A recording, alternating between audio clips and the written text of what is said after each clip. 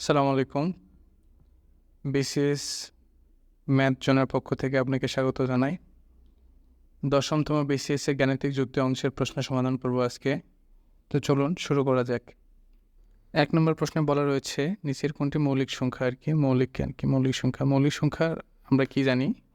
যাকে ওই সংখ্যা এবং ১ ছাড়া অন্য কোনো সংখ্যা দ্বারা ভাগ করা যায় না তাকে মৌলিক সংখ্যা বলে।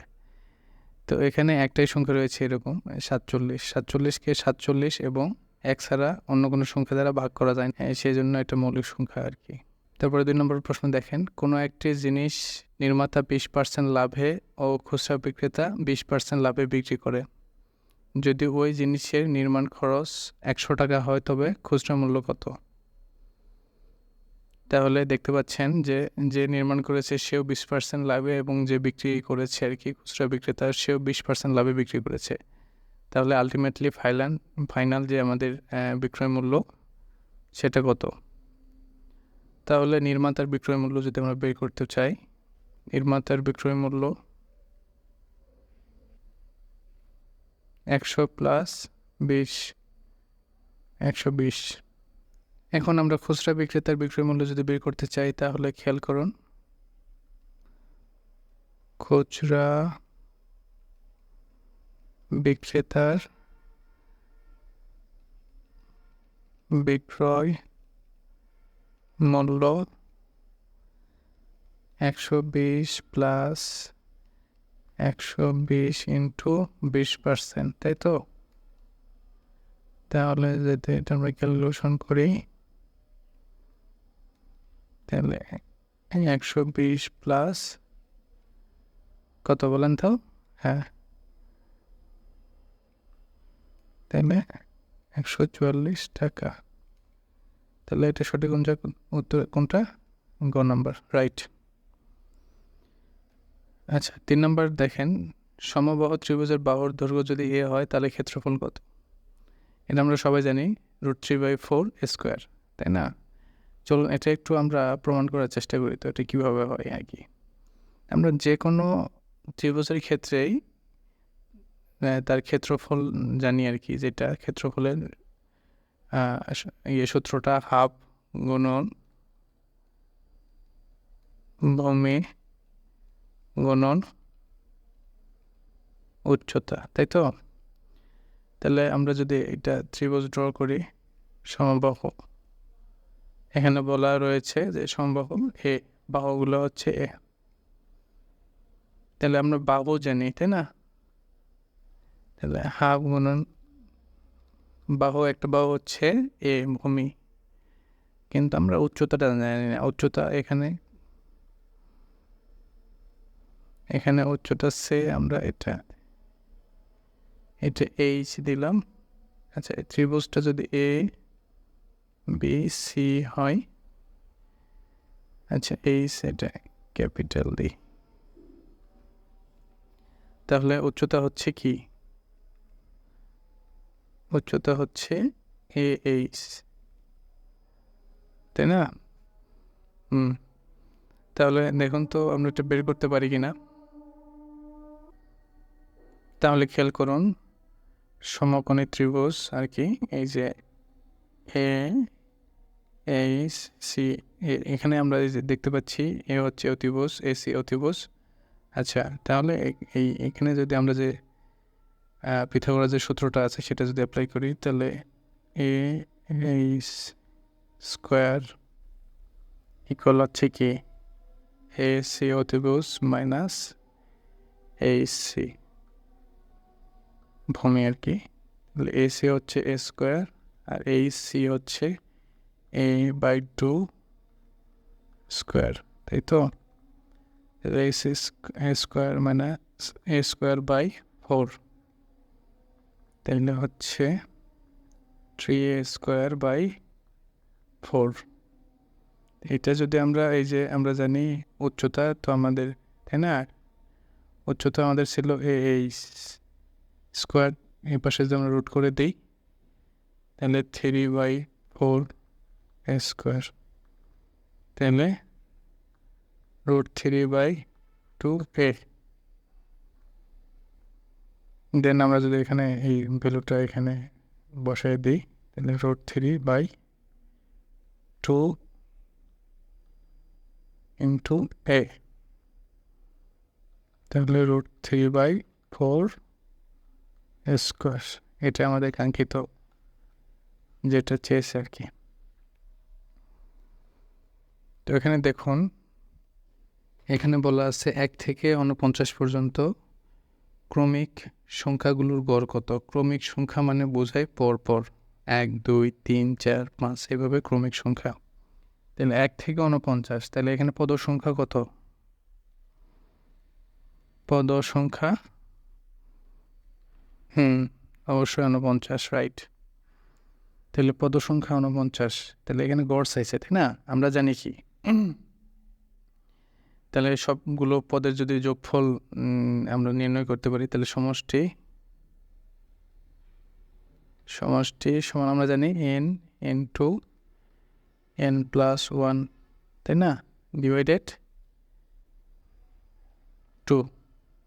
তাহলে n হচ্ছে 49 × 50 ডিভাইডেড 2। তাহলে এখানে সমষ্টি আমাদের ক্যালকুলেশন যদি করি, এখানে পাবো 1225। তাহলে আমাদের অ্যাভারেজ চাইছে, তাই না, গড়। তাহলে গড় কি? সমষ্টি বাই পদ সংখ্যা।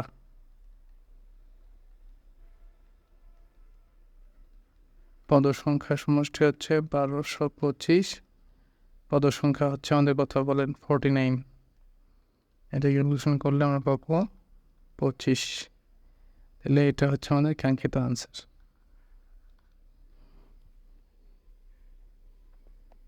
আচ্ছা, এখানে দেখুন একটা অঙ্ক, টাকায় 3টি করে আম ক্রয় করে টাকায় 2টি করে বিক্রয় করলে শতকরা কত লাভ হবে? শতকরা কত লাভ হবে? 1 টাকায় যদি 3টি কিনি আর 2টা বিক্রি করি, তাহলে আমার কত লাভ হবে আর কি। নিশ্চয়ই লাভ হচ্ছে, তাই না? লাভ হবে না ক্ষতি হবে, এটা আগে বুঝতে হবে আমাদের। 1 টাকায় 3টা কিনলাম এবং 2টি বিক্রি করলাম, তাহলে তো লাভই হচ্ছে, একটা থেকে যাচ্ছে ফাইনালি। তাহলে আমরা বের করতে পারি 1 টাকায়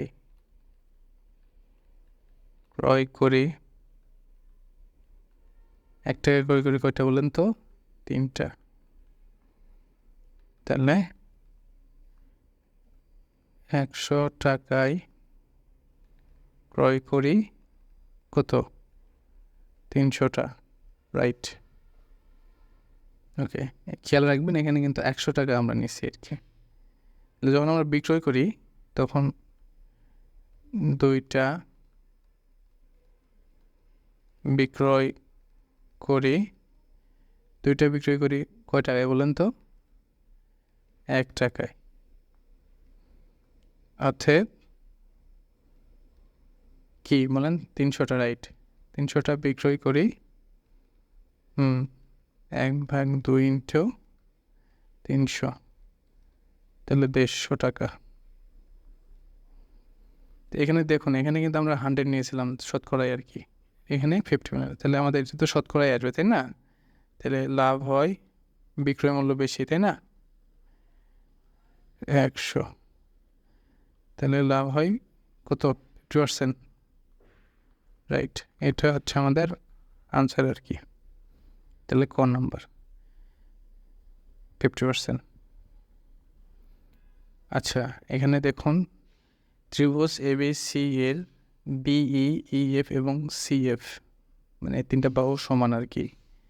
তাহলে এইসি এর ক্ষেত্রফল 88 বর্গফুট হলে ত্রিভুজ এবিসি এর ফলাফল কত, মানে ক্ষেত্রফল কত হবে আর কি, কত বর্গফুট হবে, এটা চেয়েছে আর কি। তাহলে দেখুন, একটা যদি ত্রিভুজ আমরা ড্র করি, তাহলে এটা হচ্ছে এ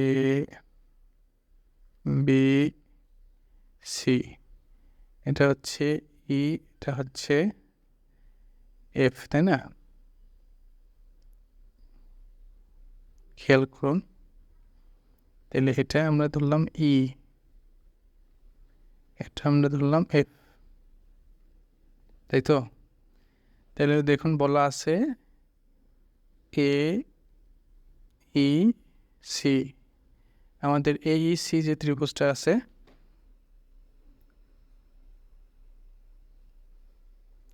এই সি ত্রিভুজের বর্গফুট মানে কত স্কোয়ার ফিট আর কি, মানে আয়ত এরিয়াটা দেওয়া আছে 48। ওকে, তাহলে খেয়াল করুন আমার এই যে এ ই সি এই ত্রিভুজটা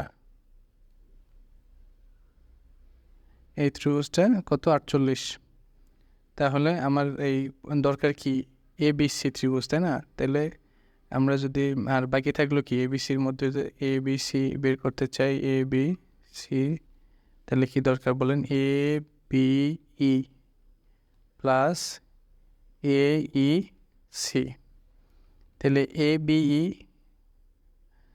বি ইকুয়াল আমরা কি বলতে পারি যে এটা অর্ধেক, তাই না? রাইট, তাহলে 48 ডিভাইডেড 2/48, 24 প্লাস 48, তাহলে এটা হচ্ছে 72, 2 7, এটা হচ্ছে 72। বুঝতে পেরেছেন নিশ্চয়ই? ক নাম্বার।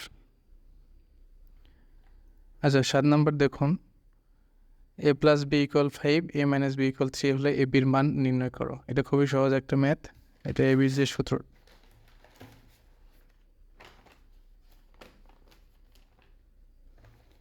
এটা এ বির যে সূত্র আছে সেটা আমরা বসায় দিলে পাবো আর কি। দেখুন এ বির সূত্র কি আছে,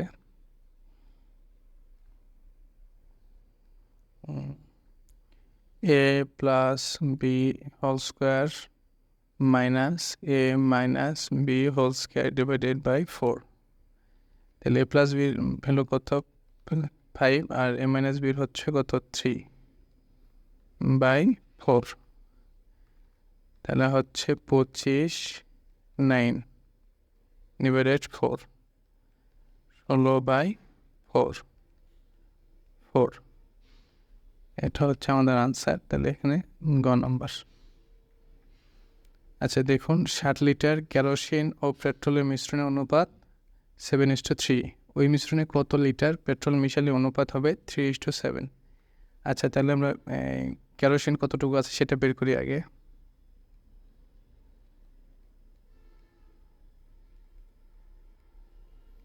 কেরোসিনের পরিমাণ কত বলেন দেখি, 60 গুণন 10/7, তাহলে 42 লিটার। আর পেট্রোল রয়েছে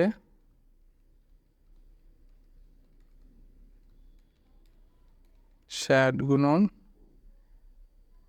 3 10 18 লিটার, তাই না? আচ্ছা আমরা ধরি কত লিটার পেট্রোল মানে পেট্রোল মিশাতে হবে, ধরি পেট্রোল মিশাতে হবে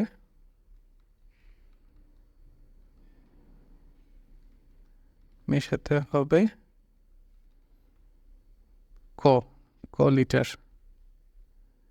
আচ্ছা তাহলে আমরা এই যেটা পেলাম আর কি, এটা 42 18 সাথে যদি আমরা ক লিটার পেট্রোল মিশাই তাহলে অনুপাতটা কত হবে 3:7, তাই তো? এটা যদি আমরা ক্যালকুলেশন করি 54 প্লাস 3 ক ইকুয়াল হচ্ছে 214, তাহলে হচ্ছে ক ইকুয়াল হচ্ছে 214 54/3, তাহলে ক ইকুয়াল হচ্ছে 80 লিটার।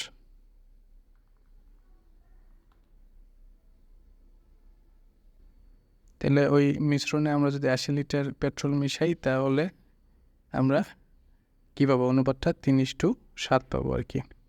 আচ্ছা দেখুন এখানে বলা হয়েছে 1 থেকে 30 পর্যন্ত মোট কয়টি মৌলিক সংখ্যা আছে, তাই তো? মৌলিক সংখ্যা একটা বিষয় আমরা মুখস্থ করব। আচ্ছা একটা চার্ট বা একটা ফ্লো মুখস্থ করব। দেখুন 1 থেকে 10, 11 থেকে 20, 21 থেকে 30, 31 থেকে 40, 41, 50, 51 থেকে 60, 61 থেকে 70, 71 থেকে 80, 81 থেকে 90, 91 থেকে 100। মৌলিক সংখ্যা, এর মধ্যে মৌলিক সংখ্যা রয়েছে 4টি। এখানেও আচ্ছা বাংলায় লিখি 4টি, এখানেও 4টি। 21 থেকে 30-এর মধ্যে রয়েছে কয়টি বলুন তো? হ্যাঁ, 2টি। এখানেও রয়েছে 2টি, এখানে রয়েছে কয়টি? 3টি। রাইট। 51 থেকে 60-এর মধ্যে কয়টা রয়েছে বলুন তো? 5 গুনতেছি, 1, 2, 3, 4, 5। ওকে, হ্যাঁ রাইট, 2টি। 61 থেকে বলুন তো? এখানেও 2টি। তারপর 71 থেকে 80, 3টি। ইয়েস। 81 থেকে 90, 2টি। 99 থেকে 100, 1টি। তো এবার দেখুন, এবার চলুন আমরা সেই মানে যে সংখ্যাগুলো রয়েছে সেগুলো একটা আমরা লিখি আর কি, তাহলে আমরা বোঝার জন্য আরও সুবিধা হবে আর কি। এই প্রথমে 2, 3, 5, 7 আর কি প্রথম দশকে, দেন দ্বিতীয় দশকে 11, 13, 17, রাইট বলুন তো 19। আমার সঙ্গে একটু প্র্যাকটিস করেন, দেখেন আপনাদের খুব সহজে হয়ে যাবে। এখানে কি বলেন তো? হ্যাঁ, 23 আর রাইট 29। দেন 31 থেকে 40 পর্যন্ত দুইটা কী কী বলেন তো? 31 আর 37, রাইট।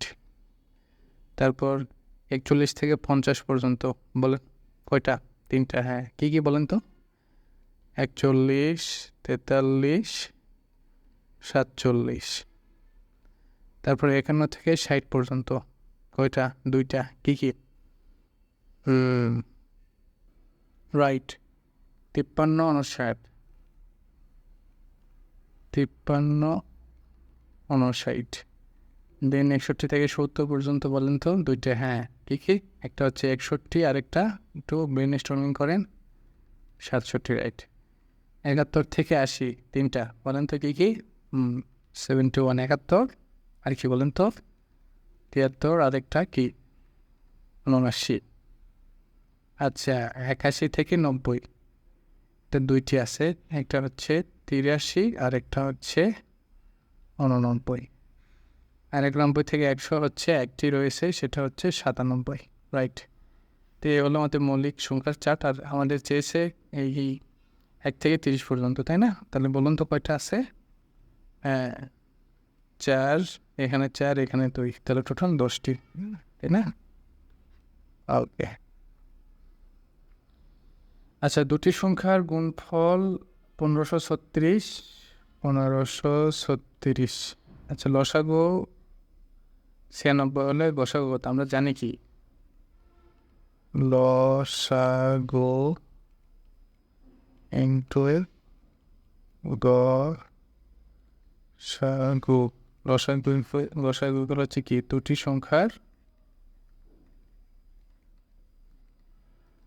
সংখ্যার গুণফল। আচ্ছা, লসাগু, তাহলে আমরা আমাদের চাইছে কি বলেন তো? গসাগু চাইছে, তাহলে গসাগু।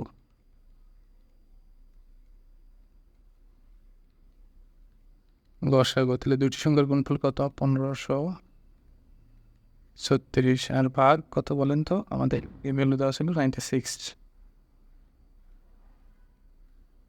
আচ্ছা, তাহলে এটা ভাগ করলে আমাদের কত আসে বলেন তো? রাইট, 16। এটা কোন নাম্বার? এটা হচ্ছে সঠিক উত্তর।